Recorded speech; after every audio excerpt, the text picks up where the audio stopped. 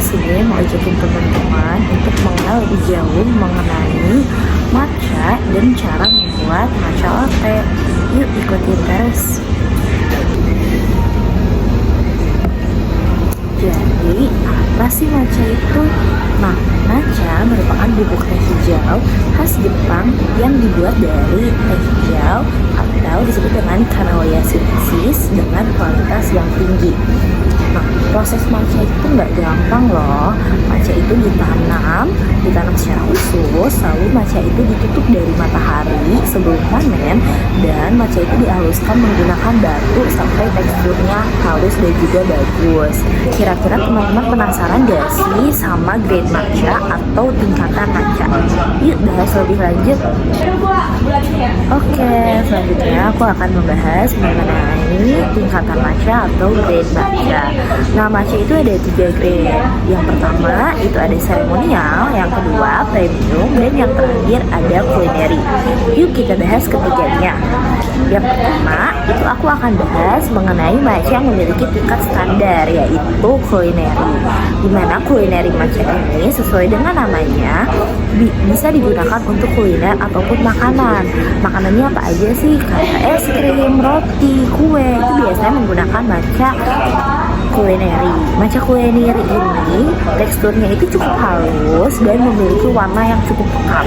Warnanya itu didapatkan dari teh hijau yang memiliki panennya itu cukup dengan daun yang sudah tua, sehingga matcha itu memiliki kualitas yang cenderung pahit namun masih bisa digunakan untuk makanan. Nah, aku bakal bahas ke tingkat yang kedua, dimana tingkat kedua ini adalah premium matcha ataupun bisa digunakan untuk minuman atau matcha latte. Ini benar-benar sering jumpai di minuman-minuman yang biasa kita minum. Nah, premium matcha ini memiliki tingkatan matcha yang kedua. Jadi matcha ini mungkin aku bisa bilang jadi di tengah-tengah, jadi cukup bagus namun tidak terlalu premium.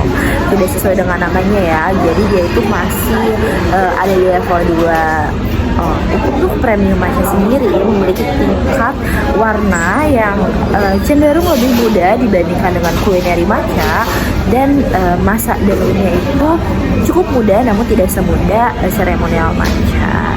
Nah, matcha ini pun digunakan untuk minuman yang kayak aku bilang tadi, dan juga bisa digunakan di makanan. Oke, dan yang terakhir itu ada tingkatan yang paling tinggi, yaitu seremonial matcha. Di mana seremonial matcha ini memiliki tekstur yang sangat halus dan warna yang sangat muda. Kenapa bisa warnanya muda? Karena memang seremonial matcha ini dipetik dari daun teh hijau yang masih muda. Sehingga untuk seremonial matcha ini harganya sedikit agak mahal, namun memang dimiliki oleh kualitas yang bagus. Nah, kapan sih seremonial matcha itu digunakan? Jadi seremonial matcha itu bisa digunakan biasanya kalau di Jepang itu untuk upacara, kerajaan-kerajaan, karena memiliki matcha yang tingkatannya paling tinggi dan paling premium. Baik, selanjutnya let's making matcha. Nah, untuk matcha sendiri kita menggunakan atau membutuhkan beberapa tools and materials. Nah, tools and materials yang pertama itu kita gunakan cawan. Cawan itu berbentuk bulat seperti mangkok. Jadi teman-teman di rumah bisa gunakan mangkok untuk mengganti cawan ini sendiri. Nah, cawan ini digunakan untuk mengaduk matcha powder pada saat pembuatan matcha. Lalu selanjutnya yang kedua itu kita menggunakan chaser. Chaser ini digunakan untuk mengaduk matcha powder pada cawan. Nah, chaser ini berbentuk seperti sapu lidi. Nah, memang chaser ini terbuat dari bambu, dan cara penggunaan chaser sendiri itu bisa digunakan sebelum digunakan itu harus direndam dengan air panas. Mengapa harus direndam air panas? Karena agar chasernya itu lebih halus dan lebih mengembang, sehingga baik untuk digunakan. Lalu yang terakhir ada casaku, dimana casaku ini seperti spatula kecil yang terbuat dari bambu, dan casaku ini berfungsi untuk mengambil powder matcha. Nah, jadi untuk cas aku ini diusahakan tidak basah ya, karena kalau misalkan basah itu bisa mempengaruhi timbangan matcha. Selanjutnya kita menggunakan timbangan digital, di mana timbangan digital ini digunakan untuk menimbang susu, matcha powder, dan juga bahan lainnya. Selanjutnya ini ada cup. Mungkin teman-teman di rumah bisa menggunakan gelas ataupun cup yang berisi es batu. Sebetulnya es batu pun opsional ya.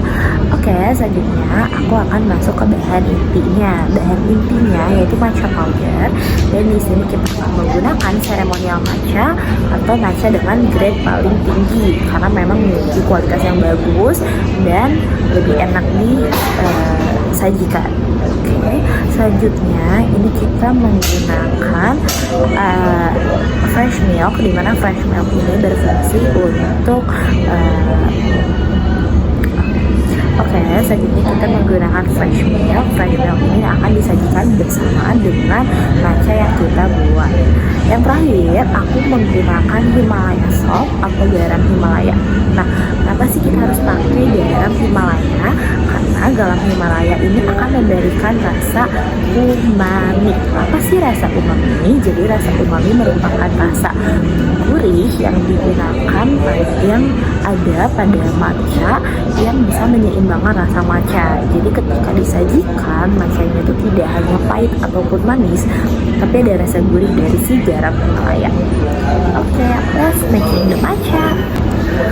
Oke, untuk metode matcha sendiri ada dua metode. Nah, metode pertama itu ada metode hot whisk, dan metode kedua itu ada cold whisk. Nah, bisa dilihat ya dari kedua metode ini sudah cukup jelas bahwa memang untuk matcha sendiri, untuk cold whisk itu digunakan untuk matcha panas, dan untuk cold whisk itu digunakan untuk matcha dingin.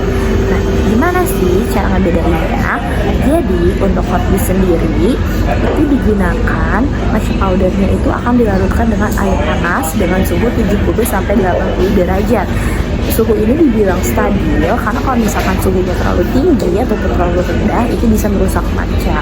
Dan di suhu ini juga akan memberikan matcha yang bagus dan menghasilkan foam yang cukup banyak atau busa yang cukup banyak.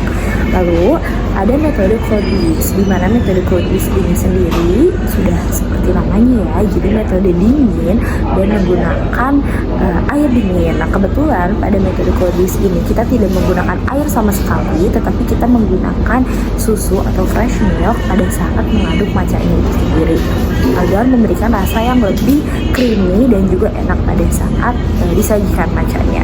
Yang terakhir di sini aku akan bahas mengenai teknik cara membuat matcha. Pasti teman-teman penasaran kira-kira gimana sih cara membuat matcha yang baik dan benar, dan teknik apa yang digunakan. Jadi untuk teknik sendiri, jadi kita ada dua pola, yaitu pola M dan juga pola W. Apa sih Kak bedanya pola? Nah, apa sih bedanya pola M dan pola W? Sebetulnya untuk pola M dan juga pola W itu sama karena membentuk M dan huruf W. Jadi pada saat pembuatan matcha, ketika kita menggunakan Johnson, itu tangan kita itu hanya bergerak di bagian sini, tidak bagian sini. Jadi biarkan bagian sini diam. Lalu selanjutnya kita membentuk pola M dan pola W seperti ini.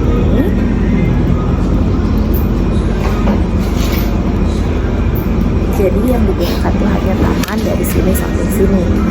Oke, nah gimana sih teknik membuat matcha yang baik dan juga menghasilkan foam yang cukup banyak?